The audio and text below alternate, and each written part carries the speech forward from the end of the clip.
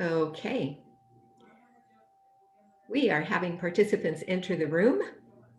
Welcome, everybody. While we're waiting for the official start of the webinar, it would really help us out if you go ahead and write your name and agency in the chat so that we can see who's joining us today. Those of you who are already popping in, I see it populating really quickly. We're delighted to have you here. And hi, Tom. How are you doing? Good to see you.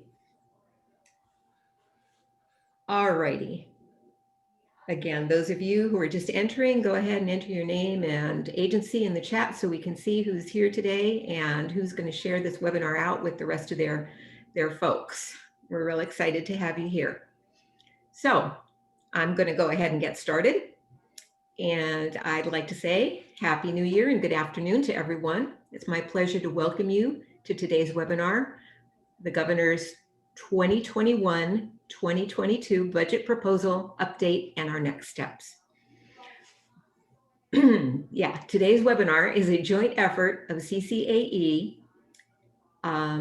with the California Adult Education Administrators Association, that's CAEA, and the first part actually of our legislative campaign for this year.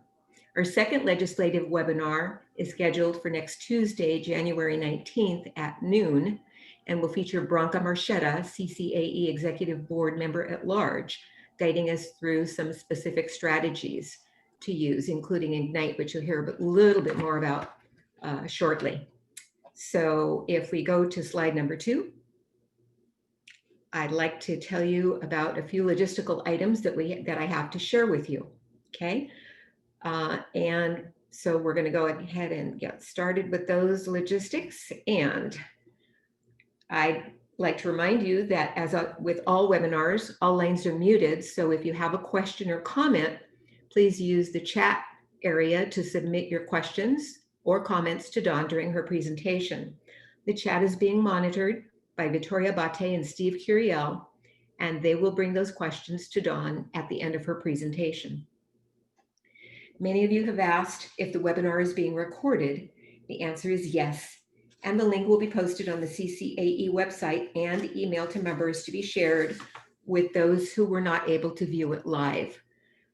We are also on Facebook Live as we speak, but one thing that we need to remember that it's extremely important to continue this discussion and share experiences for our legislative experiences.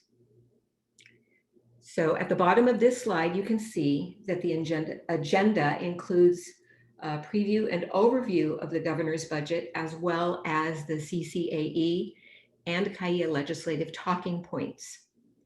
Dawn will also outline next steps for this year before addressing any questions you may have, and will remind us about the role of the PAC that CCAE and CAEA have created. And as always, I'd like to thank Burlington English and GED Testing Service for their continued support of our organization and our legislative efforts. So we're ready for the next slide. Today's legislative coaches are Victoria Bate, CCAE State Ledge Chair and Director, College and Career and Adult Education at Mount Diablo, Steve Curiel, CAEA State Ledge Chair, or I think it's Vice President of Legislation, and Budget and Principal, of Huntington Beach Adult School, and Don Kepke, CCAE and CAEA Legislative and Budget Advocate, and of course myself. Although the slide says that this is your legislative team, however, we all know that this work could not be done without section and chapter legislative representatives and you, the adult educators and students who take the initiative to contact your legislators and showcase the good work you do and the programs that you offer to our adult students. Many thanks for your efforts. It's very important work. I'd also like to recognize David Palmer, CCAE Office Manager, for managing the webinar and logistics for us. And now I'll turn the webinar over to Steve, who will do a little bit of introduction. Good afternoon, everyone. Glad to see you all online. Hope you're well during these interesting, I would say crazy times. And so I appreciate you putting the time with us. I just wanted to share a little bit about how we got here. And even though Adriana said this is the first part of two, there's been a lot of work up until this point on this legislative platform and getting ready for the governor's budget proposal. As you've known all along, Dawn has been a key piece of that. And every Tuesday, Dawn meets with us, and us is our CCAE leadership and CAIA leadership, our legislative leadership team. And we go over what are the latest happenings in adult ed from what Dawn's hearing at the Capitol. And then also we provide her feedback from what we hear from out in the field. So your voice is being heard and is reflected in this plan that she's sharing with you and the updates. And so that is important for you guys to understand that this is not just something we pull out of a hat at last minute. This has been in the works for quite some time.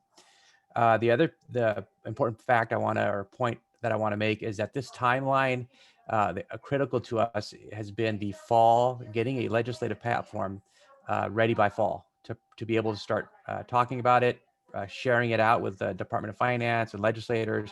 There have been a ton of meetings. I don't say that lightly. A ton of meetings with legislators and Department of Finance on this platform you guys are now seeing, and many of you have seen before a similar version. There's just been a few tweaks. And so this timeline has started way back in fall, and we're continuing on, and we'll continue and just monitoring, moving forward, adjusting now that we have the governor's proposal. So it is an ongoing process. And so as Dawn presents to you what we're finding out from the governor's budget, I can assure you we'll be continuing to look at it and adjust as we go forward. And I want to remind folks, for those administrators online, that we do have a CAIA conference. We'll present a little more on this information February 4th. And with that, I want to hand it off to Victoria, who will share a little bit more for you. Thank you, Steve, and thank you, Adriana, and hello, everyone. Although I can't see you all, I recognize many of your names, so welcome, colleagues. Really looking forward to seeing everyone, even if it's virtually, at our CAIA conference that will be coming up. Thank you so much for joining us today. As you know, we have a lot of work ahead of us. It's been a roller coaster year, 2020. We've learned a lot, and we have also done a lot of good thinking, a lot of good strategizing, a lot of good planning this past year. So we have not been away from our duties in support of adult education and the work that you do in the field. Today we're going to talk about, and as you know, Dawn will be presenting our Advocacy plan and our webinar coming up on the 19th next week. Branka will be talking more about the implementation phase of that and what we can do, the boots on the ground, all of us who do our regional and local work. And I know that I'm preaching to the choir, but I do want to thank you for your participation in all that we do annually for our advocacy, for our students and our organizations, and for our communities and for our state. Your participation is really vital. Your voice is important, and your advocacy locally and regionally is so critical. And a special shout out to our CCAE regional section ledge chairs, who are your regional and local support for questions and help regarding ledge issues that you might see coming up locally, and also just for good communication up and down the pipeline within the state on what's happening in the field. So your state representatives have been working on our Ledge Advocacy Action Plan and the work we do, and also now that the governor's budget proposal is out.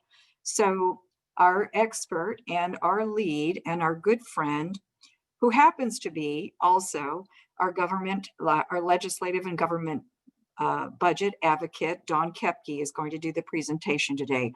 And I want to underscore a good friend of adult ed, because Dawn, as you know, is passionate about adult ed, coming in to work with us and serve our field, and has learned a lot, I think, from all of you, from all of us. And so we have the best advocate we could possibly want. So as they say, without further ado, Dawn, I want to hand this off to you, please. Great, thank you, Adriana, Victoria, Steve, appreciate that.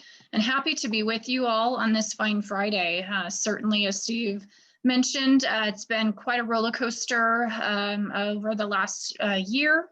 And unfortunately, I think much of that will continue into this legislative and budget year. That said, we do have kind of some bright lights and bright spots ahead on the horizon based on kind of the very robust work we've been doing over the course of not only just the last few years with your help at the local level and within your adult schools and with your local elected officials, but also just this fall in terms of the plethora of meetings we've had with Department of Finance, with Department of Education and Dr. Carolyn Zachary there at the Adult Ed Office, but also with our colleagues on the budget and policy front in the Capitol, in the legislatures. So certainly a lot of work has led up to this point. We still have a lot of work ahead of us, but nonetheless are really kind of starting off the year with really kind of a good footing. So with that, let's kind of chat just kind of briefly about kind of the preview about what we can expect or are starting to anticipate for this year overall. Certainly, as you guys are well aware, far too aware, I'm sure, we're certainly continuing to experience impacts related to the ongoing COVID-19 surge.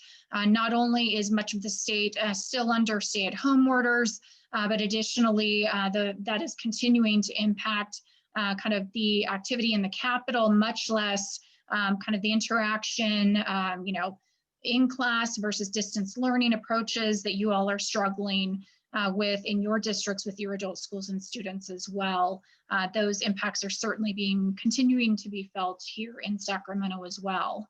And notably, positively, I would argue, this year, unexpectedly, despite the impacts of the pandemic this past year, we're actually going into this budget cycle with a very significant budget surplus.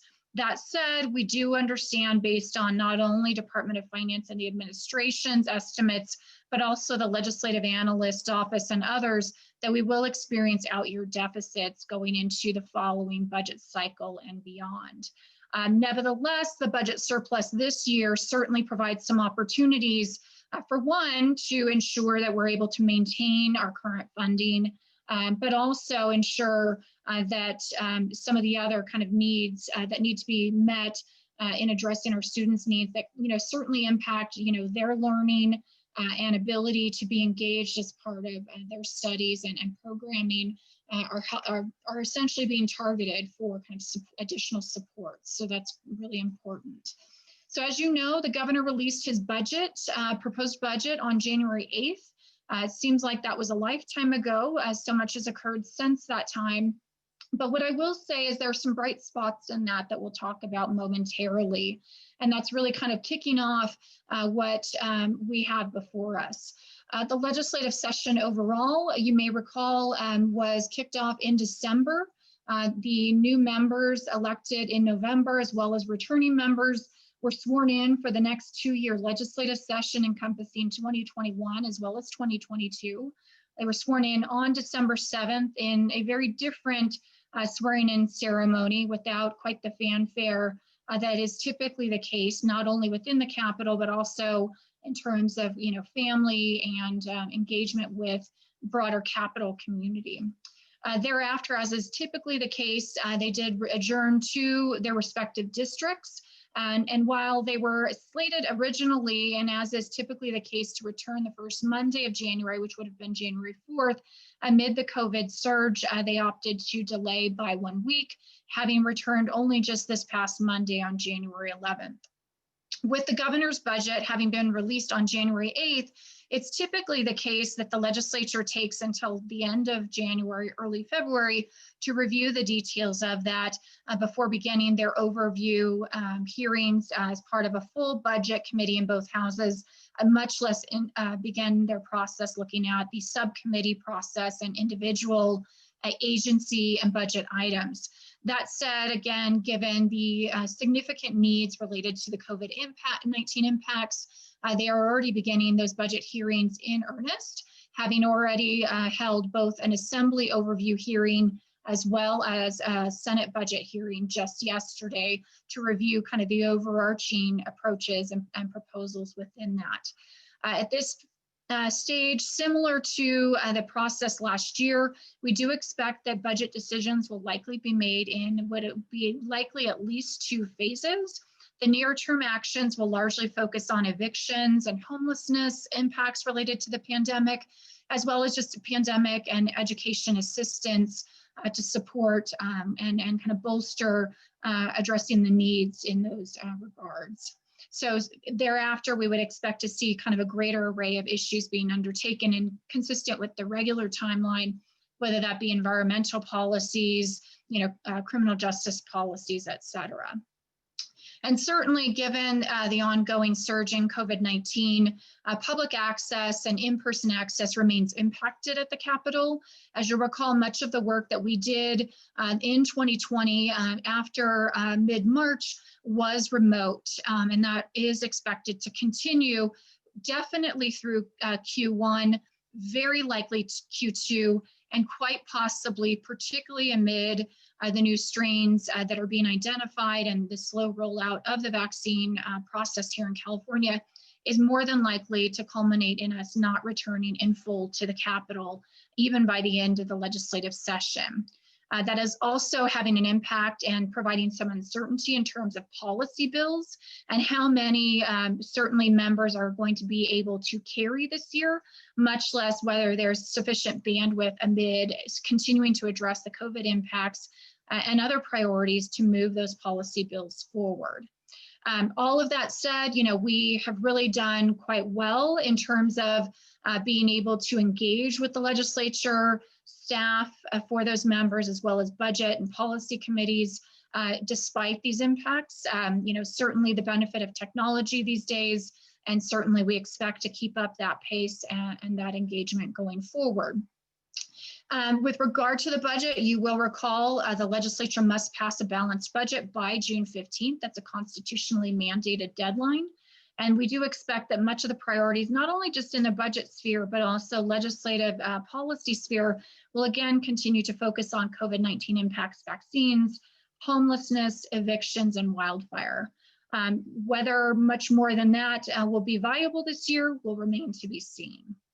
Additionally, further complicating an already complicated year ahead, we do expect multiple special elections this year, not only just with the appointment of Alex Padilla, our Secretary of State, to the Senate, but also some additional movement of the Attorney General, presuming he is confirmed, being moved into the Biden administration to work on health and human services issues. Much less our prior Senate budget chair, Holly Mitchell, as many of you may know, has won an election to local government in Los Angeles County and will be now moving on, and therefore that particular seat is vacant, which has also set off some movement among some of the assembly members who are seeking to move into that spot via a special election later this year, which then will in turn result in a special election to fill that assembly seat, presuming that particular member wins that special election for the Senate seat. So a lot going on, all needing to occur well before the legislative adjournment this year, which will occur in mid-September. In terms of the legislative and budget timeline, just a quick snapshot. In a normal year, we would expect, again, authors, legislators to be introducing legislation through mid to later February. And then following that, again, typically is the case where we would see budget, policy, and appropriation hearings ensuing through May, with the House of Origin deadline late May, early June. Additionally, thereafter, those proposals would then shift into the other house for policy issues, because keeping in mind that budget will need to be finalized and approved by June 15th, but policy-related measures will continue to be debated in the opposite house leading up to the end of session in September, with the governor having until mid-October to sign, and therefore thereafter bills going into effect in 2022. So more to come on that. So let's talk about the governor's budget proposal and what it included for adult education. I will tell you, the leadership team with the both organizations did not anticipate having much, if anything, in the budget cycle this year, or at least out of the gate in January. We were very pleasantly surprised to see a COLA included. That COLA, at least currently, is proposed at 1.5% for the California Adult Education Program, which would be roughly an increase of $8.1 million. We do recognize that this is a COLA level that is lower than what our K12 districts may have access to for other programs. We are certainly continuing our engagement with Department of Finance and the legislature on that point, and are cognizant of the fact that if indeed your school districts were to go to the bargaining table, certainly, well-deserved increases for our teachers, classified staff, what have you, that ultimately that 1.5% may not be sufficient to cover those increases. So certainly will be a point of discussion with finance and the legislature about bolstering that percentage amount so as to ensure that you all are not in a position to have to make cuts thereafter. That said, we also are very mindful of measuring expectations and being sure and careful to pick our battles, particularly amid the fact that we weren't expecting to see a COLA increase even at all this year. And we're even quite worried about potentially some cuts amid a challenging year in terms of needing to vie for that on increased funding for other purposes, what have you. So more to come on that, but we certainly are mindful of potential concerns with that, and we'll continue to discuss that with finance and the legislature. Additionally, pleased to see $1 million in technical assistance funding for the adult education program.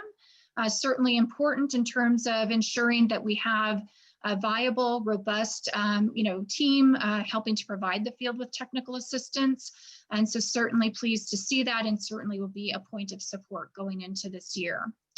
Additionally, I would also just flag that the budget also includes $23.2 million in general fund for this coming budget cycle, as well as $18 million ongoing general fund for information technology support, supplies including laptops, et cetera, and bandwidth connectivity for programming in adult basic education, high school equivalency, and community college courses that are provided in jails and prisons.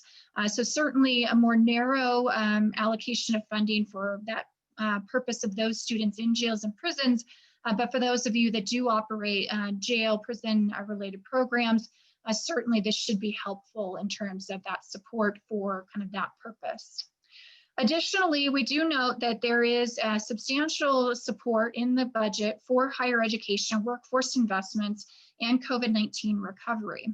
That said, currently, at least just based on the summary information that we have, doesn't appear to specifically provide for access to those investments for adult education, at least based on the information we have today. It appears that that funding is largely tied to community college and higher education Prop 98 share of funding, but we are looking into that. To the extent that that is specifically the higher ed community college Prop 98 share, we must measure expectations that that would not likely be funding adult schools would be able to directly tap. But nonetheless, we'll be looking for opportunities to bolster support for adult education overall.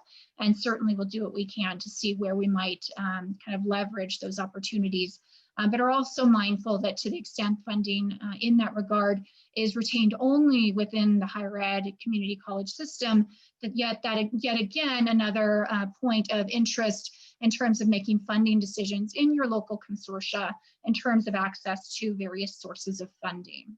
So more to come on that.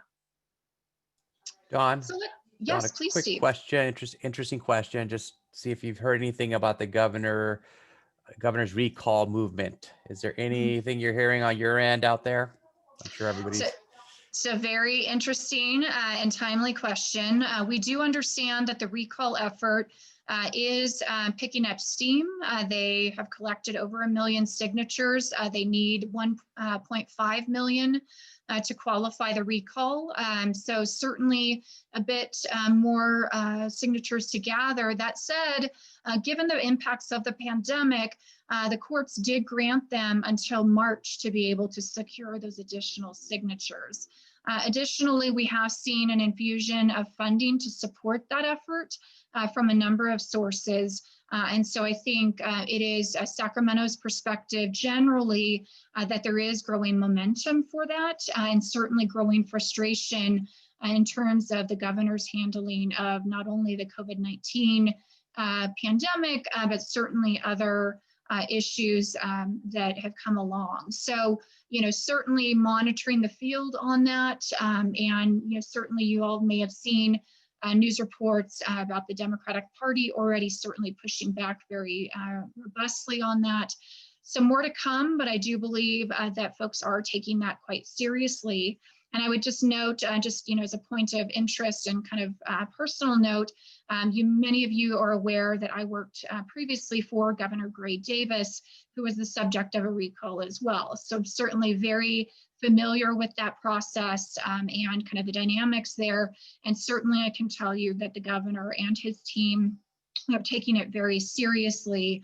But certainly that will have some semblance of an impact on just the broader dialogue, decision-making this year and focus. So more to come on that, but we'll certainly be monitoring the field and certainly a lot of growing angst about that effort. So more to come.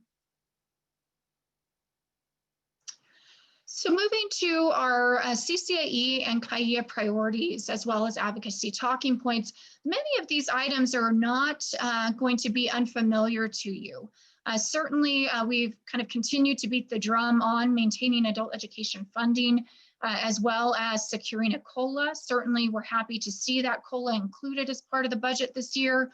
Certainly could be higher, no question about that.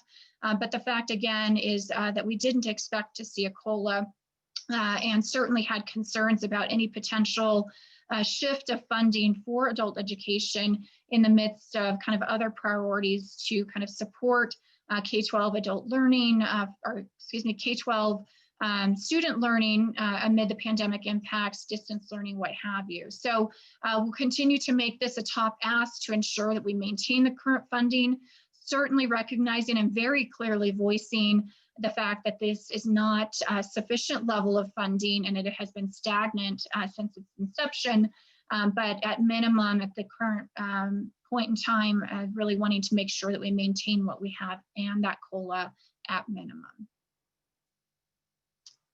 Additionally, as you all well know, or at least many of you do, there's been ongoing challenges for a number of years now with the funding distribution and timing of distribution of those funds for many adult schools.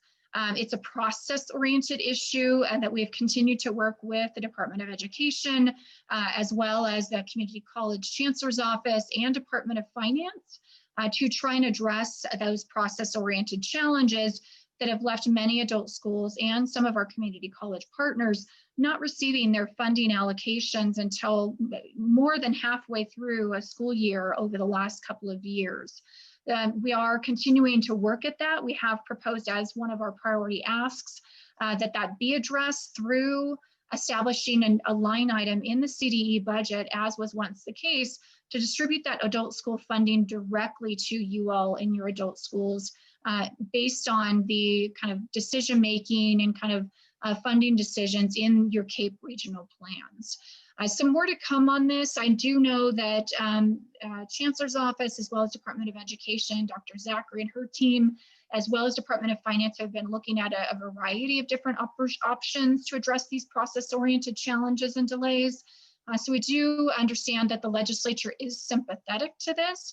How, however, it is addressed remains to be seen, but certainly a lot of receptivity about the importance of addressing this, particularly amid challenging budget times ahead for school districts who are not likely going to be willing to float our adult schools, waiting for those funds to come in. So certainly gaining traction on the need to address this, whether it'll be through a direct line item in the CDE budget remains to be seen, but that is currently our preferred approach moving forward. And so we certainly will be asking you to push that approach, which, while it may not be the end result ultimately, will ultimately help bolster our efforts to get resolution to those process issues sooner rather than later. Additionally, over the course of the last 2 years, you've heard us talk a lot about carryover and ongoing concerns about carryover. We have seen carryover amounts within a number of consortia and individual members grow very significantly over the last few years.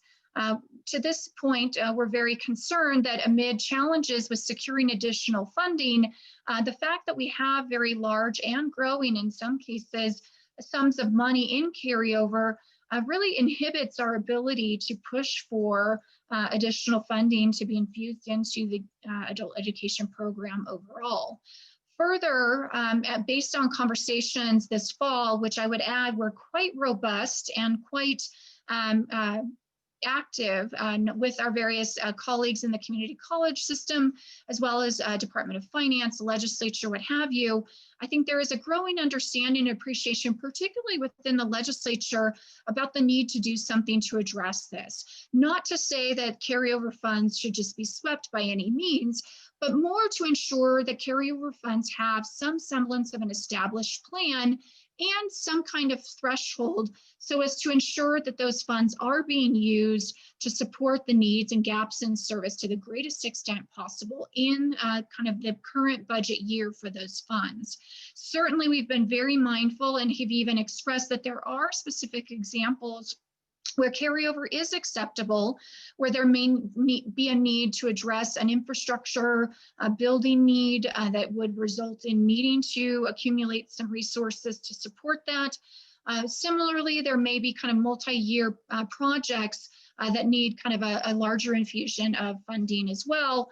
And certainly even some adult schools being challenged to spend their allocation, given that those funds have not come in over the last couple of years until well through the first part of the school year. And then in that regard, running up against district spending and hiring deadlines. So certainly we're clear that there are exceptions that need to be addressed. But what we are proposing at this point is that we do establish a threshold. We're proposing a 15% carryover cap in any given year. Again, really to ensure that funding is going to serve those needs and gaps in that current budget year to the greatest extent possible. So more to come on that. I will say this is a very high priority among those that we are working on. And so more to come as we kind of push out additional talking points and kind of grassroots activity and suggestions for discussing this, but definitely an important point of advocacy going into this year. And then finally, we have been working, as you're well aware, on updates to our K12 Education Code for adult schools. You're probably well aware, as many of you have to grapple with old ed code statutes for adult education, that they're out of date in many respects. We have been working as a very kind of significant effort to propose language to update and align the education code for our adult schools to reflect the current system and program delivery under the adult education program. This language has not been considered controversial, again, seeking again to align the system we have today with that code. And I would just note, we do have commitments from the legislature to include such language and education code provisions in a policy omnibus or cleanup bill that the education committees will be moving forward. So really good opportunity to work with those committees very closely and really positive feedback from them in terms of the work that you all spent providing feedback and suggestions to better align that code with today's delivery model. So more to come on that. We are not likely to see that omnibus cleanup bill in print for a little bit yet, but the legislature does have that package of reforms and the specific language to accompany that, and we'll keep you posted as that moves forward. So let's talk about next steps. We have a critical need for increased grassroots activity. Certainly, continuing to educate legislators and staff remains a very important priority. Without having kind of that base education, really kind of makes it much more difficult to do our jobs in terms of specific asks. And so certainly continuing to educate them on the basics of who are adult schools, what adult school is in the members district, who you serve and the programs you offer, the value you provide to your communities and students you serve, as well as the work you're doing regionally in your consortia, the progress and challenges. And keeping in mind, again, that as we've talked about before, that these members have the opportunity to serve 12 years in the legislature, which provides a really long runway for creating champions for adult education and the students we serve. Ultimately tying the advocacy that we're doing at the state level in the Capitol to the work you're doing at the local level within their individual districts is really critically important. I would also note that there are a handful of new legislators that have been sworn into office that we will be wanting to ensure are brought up to speed on the work you do, who you are, who you serve, what have you, and so more information to come on that. And certainly that grassroots activity really focused on advocating for our legislative and budget priorities this year. First and foremost, to protect and maintain our adult education funding and program overall amid what we expect to be an economic downturn here in the near future, but also ensuring that we're preserving the access for the most marginalized among us for programming in short-term career training, which is a clear need amid the pandemic and loss of jobs here in the state, much less basic skills to support those K12 learners, as well as our districts in the distance learning efforts that they are continuing to grapple with. So more to come on that, but certainly critically important as we move forward. In terms of our legislative advocacy and next steps for that, I really would encourage you to also sign up to join our next webinar next week on January 19th at 12 noon. That webinar will be focused specifically on advocacy strategies, including looking at our Ignite system that we are using. You should have received just last week an Ignite request for sending out a grassroots letter to your local legislators in support of adult education, maintaining strength there, as well as focusing in on some of our priorities going forward. Really feel like that's our opening salvo in this budget and policy cycle to ensure that you're on their radar day one of this legislative session. Thank you to all who have already sent that grassroots letter. If you have not done so, you certainly should have received an email with that information, but at minimum, you can go to the CCAE website, and certainly information can be found on our CCAE website to provide those links and an opportunity for you to send that in as soon as possible. Additionally, we circulated a number of talking points along the lines of the priorities that we just outlined. It's really going to be important for you to familiarize yourself with those talking points as we prepare to launch with not only sample letters that we will be providing to you in addition to the Ignite letter, but also Adult Education Week resolutions, working on as part of those sample letter efforts, those NASCAR letters we've discussed before, getting other organizations and support from your community to sign on to those as well. And so certainly being able to eloquently talk about the priorities that we're seeking their support for is going to be very important. Additionally, going forward, we will be asking you to help us with legislator outreach via virtual meetings again this year. And we're looking to do those at least at minimum with your support and help twice this year in the short term. The first round would be proposed to occur here in February, March, and then again in the April-May timeframe in conjunction with Adult Education Week. The focus of those meetings will again be on those priority issues that we've outlined, with particular focus on the carryover issue, which we do believe will be somewhat contentious as part of this cycle, amid not all stakeholders being on the same page about that. That said, legislative staff has indicated strong support for addressing the carryover issue. So we start off on a good foot, but your support and advocacy to help us over the finish line with that particular proposal will be mission critical this year. As part of, scheduling and setting up those meetings, certainly want to start identifying the best participants within your adult school and community to participate and starting to coordinate the logistics. I certainly would encourage our ledge chairs to, help their teams in their various sections with that support. If you do need additional support, please be sure to let Steve, Adriana, Victoria, and I know, happy to help with that.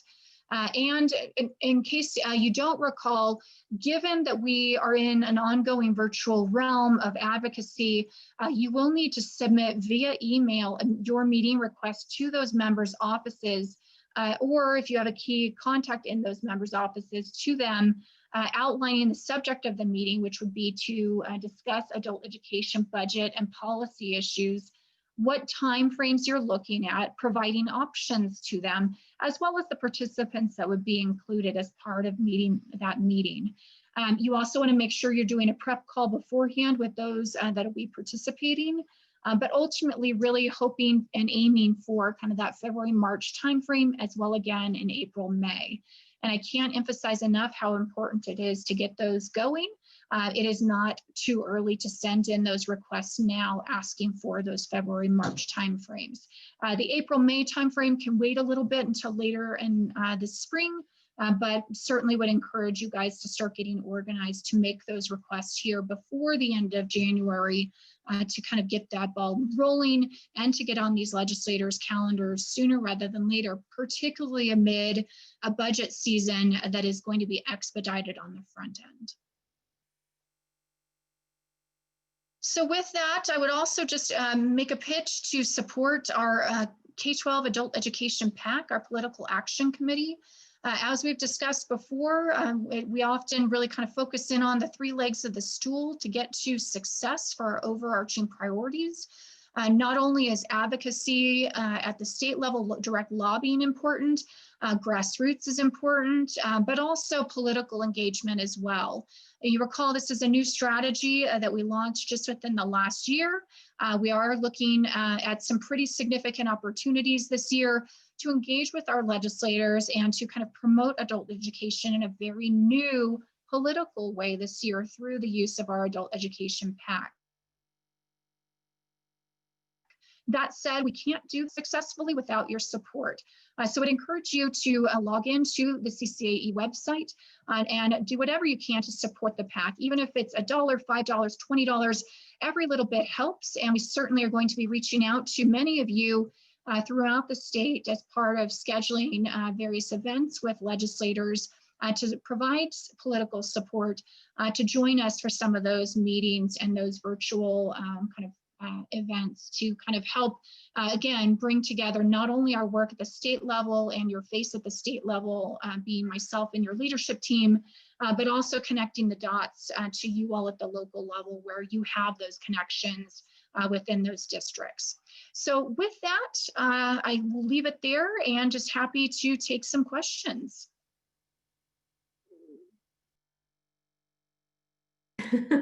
Right, so I think we're ready for a couple of questions, as Dawn said, and I know that a couple were already addressed, but Victoria and Steve, you may have a couple that are outstanding to you. I think there was a question about, and Cynthia Eagleton asked this about the funding for equity and anti-bias training, and if some of that might be applicable to adult education. And before you go forward in answering that, I want to also mention that David has put in the chat the short link to take action directly to the CCAE website, where the asks and all of the information that Dawn was talking about are also outlined again. So anyway, back to that question. Great. Well, thanks for plugging that into the chat, David. I appreciate that. Certainly always great to make it easy for our members. With regard to Cynthia, your question, I think that is a great question. We don't have a lot of detail as of yet in terms of the mechanics and rollout of that. We do expect here in the next few weeks to see trailer bill language, which will provide those details, and certainly can add that as part of our priorities and discussion points going forward. I think there's absolute receptivity in terms of the importance of that, and in terms of how that funding is spent on kind of equity, what have you, and kind of support for inclusion. So certainly happy to kind of add that as an important element of our advocacy. Thank you for that. And so were there any other questions, Victoria and or Steve, or any I other? don't see any additional ones in the chat pod. There was Steve? one about when will the PowerPoint be posted? So I said by Monday. I Yeah. hope I didn't overstep. Right. For I'll be David. yeah, I have it, and I'll be sending it to David too, and he'll be working on downloading the webinar. And I know it takes a bit of time, but he'll get that. And again, I'll send him the slides, and he'll have those on there as well. So I think Monday is good. And as I said, you know, share it with your colleagues who weren't able to be with us today, so that they can see what's going on, and again, have those materials right there from the website. Anything else? Beth Cutter has a question about Ledge Day with meetings on one day, although virtual. Dawn, you want to maybe just refresh about our plan for how we're going to handle that? Absolutely. So certainly we do anticipate that we will have to continue Ledge Day as we did last year as a virtual event. So we'll certainly, you know, host some additional kind of support webinars, as well as provide additional resources to you as we get closer to Ledge Day. As I mentioned, we're hoping to do grassroots outreach and you know, work with you to set up those Ledge Day meetings. That said, we also recognize that in this virtual world, those meetings don't necessarily have to fall just on Ledge Day. They, you know, having a little bit more flexibility in and around that time frame will probably be helpful to you in ensuring that you're able to secure that meeting, and ideally with the legislator themselves. So that's hence why we propose the second round of meetings occur in that April-May timeframe, which will be around kind of the Ledge Day activities. And so want to make sure you have maximum flexibility, but also will be working to secure a resolution through the state legislature to recognize Adult Education Week, and we'll certainly be calling out Ledge Day as part of that. And certainly to the extent that you are able to schedule those meetings on actual Ledge Day itself, certainly that would be very positive, but just want to also ensure we provide you some maximum flexibility to ensure that those are able to occur. Right. And So I want to give a little bit of additional information with regard to that Ledge Day conference time. It's the week of, I didn't check my calendar, April 21st, I believe. I'll check it right now. And April 19th, excuse me, that week is going to be Adult Education Week. Dawn has always helped us with a resolution in Sacramento to make that week that we visit our legislators. Adult Education Week, we do our legislative advocacy activities traditionally, but this year we'll do them virtually, as Dawn said, you know, ahead of time in February, March, and then also in April, May timeframes. But that is also the week that our state conference is going to be held. And so that whole week of activity will be one where, again, as Dawn said, we'll do something definitely virtually to give an update. Maybe one of those asks can fall off of our ask list. I'm being very optimistic, but Dawn will give us that update so that we know, you know, what our future appointments might need to focus on. And so again, legislative update and activity and conference all in that Adult Education Week, the week of April 19th, all virtually. Yes, all virtually. So I think there was another question that you guys wanted to address. I saw one in the chat, Dawn, if the discussion of COLA or other adult ed dollars what's being discussed as one-time funding, I think is the question. So we have been working very hard with Department of Finance and the legislature to be clear in kind of their verbiage in each budget release, as well as just their messaging with districts when they talk to school districts and other stakeholders, that the adult education program funding is ongoing funding. And so that said, I mean, certainly the legislature and the administration can propose, alteration of that level of funding in any particular year, but nonetheless ensuring that there is ongoing funding and they are committed to the importance of that and doing so. So in terms of the overarching pot of funding, that is not at least currently proposed to be changed, which is good. As far as the COLA goes, you may be aware, I mean, that is a year-to-year discussion point and negotiating point, and largely, driven by, availability of resources to cover that, much less kind of where they want to direct those COLA expenditures to.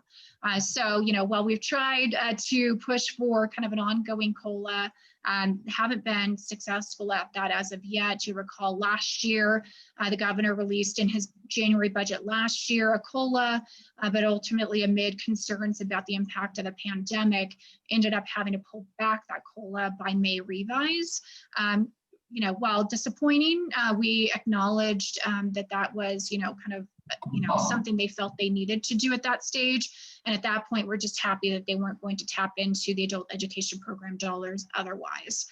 So, it is unfortunately on the COLA front a year-to-year discussion point, but we continue to impress upon them the fact that funding levels now, even with COLA, are generally, stagnant, and that it's not sufficient to meet the needs that you all have in your communities, the gaps in service, much less the increasing costs. I mean, I think, Steve and Victoria can, kind of certainly echo and ensure that they're keeping me honest. But as part of all of our meetings with legislators, staff in the legislature, as well as finance and the administration, we're always messaging right out of the gate the importance of sufficiency of funding and the fact that that is not the case today.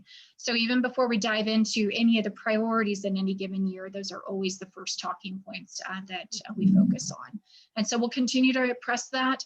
And I will say, I think, generally speaking, the legislature, finance, don't disagree about, whether it's a sufficient level of funding. But the reality, political or otherwise, is that there are a lot of priorities out there and only so many resources to go around. And certainly amid the pandemic and the impacts there, we were always going to be hard pressed this year to see a large infusion of funding.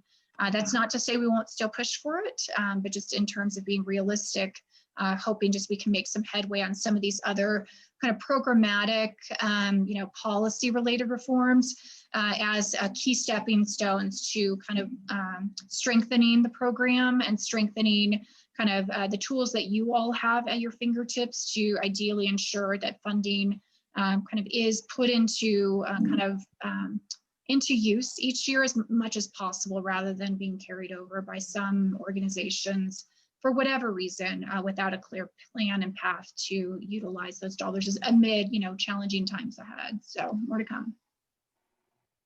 Right. I can make one point just for those that are on, and just as a talking point, maybe as we go into this budget time of discussion, and you'll be talking with other folks on budget and priorities.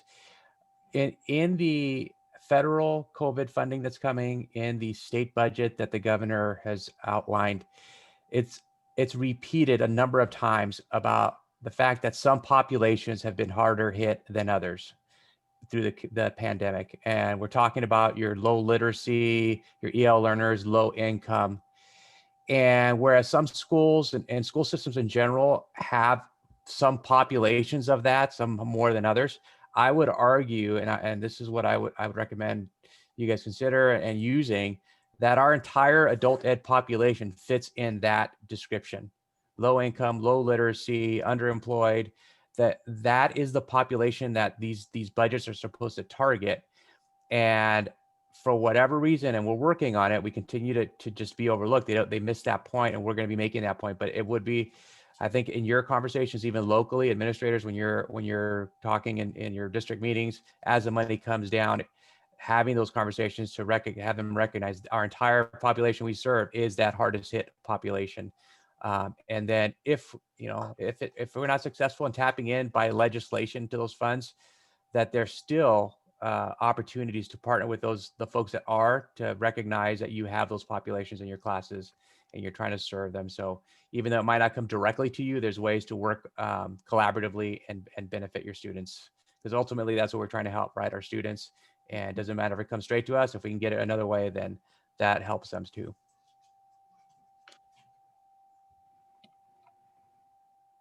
Great, thank you. Can we just, so anyway, right there on the slide that you're looking at, it says for additional questions after the webinar, contact Victoria Abate or Steve Curiel, and their emails are listed there. And would you two put your email addresses into the chat right now while Dawn takes me to the next slide and we can close up? Thank you. So I'd like to remind everyone to please fill out a brief survey at the end of this webinar. And also, as Dawn earlier suggested, please be sure to sign up Victoria also suggested, on the CCAE website for part 2 of our legislative series, and join us next Tuesday, January 19th at 12 noon for a refresher on specific advocacy strategies, walk through Ignite and the letter that's already living in Ignite. Some of you maybe have already sent it on because you remember how to use Ignite. If you haven't sent it, it's an opportunity to send it or walk through Ignite once again to understand how it's used. As I mentioned earlier, our presenter will be Branca Marchetta, CCAE Executive Board Member at Large. And in the chat also, I appreciate Cynthia's made some really great suggestions that I've copied down about messaging on social media. And so that will be important to do. Thank you very much. Also, thank you to our panelists and to our participants. We all look forward to working with you in the upcoming months. Stay safe and healthy, everyone. And with that, I'll close the webinar. Thank you.